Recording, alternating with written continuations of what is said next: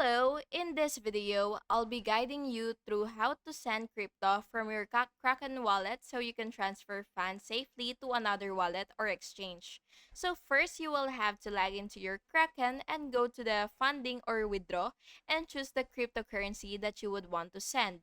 Next, add a new withdrawal address by pasting the recipient wallet address and selecting the correct network.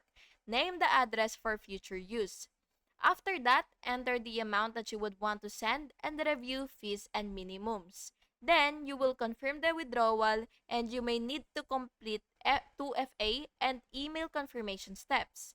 Finally, check withdrawal history and track the transaction on the blockchain using provided TXID. Quick tip: verify addresses carefully and send a small test amount first. And that's basically it. Thank you so much for watching. I really hope this video was helpful for you. And if it was, please make sure to like and subscribe for more videos like this. Thank you. Have a good day.